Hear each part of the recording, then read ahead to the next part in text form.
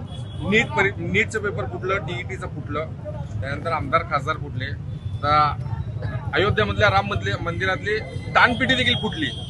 तर काय सांगाल? हे फोडाफोडीचंच राजकारण चाललंय, सत्तेसाठी आणि पैशासाठी चाललंय. आज टीईटी आणि नीटच्या पेपर फुटीच्या विरोधात आम्ही मशाल रॅली काढली आहे. आणि महाराष्ट्र हे एक पुरोगामी विचाराचं राज्य आहे. शिक्षणामध्ये अव्वल नंबर असलेलं हे राज्य आहे.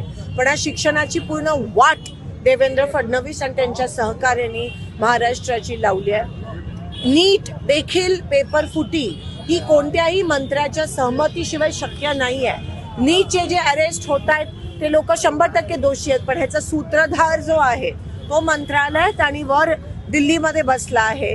ते मात्र अजूनही मोकळे फिरत आहेत.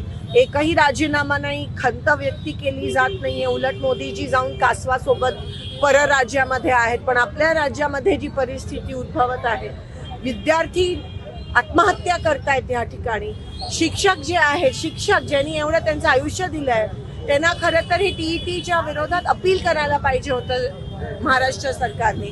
ते न करता त्यांना परीक्षा द्यायला लावली, तो पेपर परीक्षेचा अभ्यास करायला लावला, तो पेपर फोडला आणि आज त्यांना आणि ती परीक्षा रद्द झाली आहे. म्हणजे तुम्ही विचार करू शकता की शिक्षणामध्ये पण आता एवढं राजकारण होत आहे. शिक्षणाची वाट लावली आहे. युवकांच्या आयुष्याशी खेळण्याचं काम हे सरकार करतंय. लक्ष नाही आहे, फक्त खासदार, आमदार, नगरसेवक कसे फोडायचे, पैशाचा वापर सत्तेसाठी कसा करायचा, ह्या गोष्टीकडेच लक्ष आहे.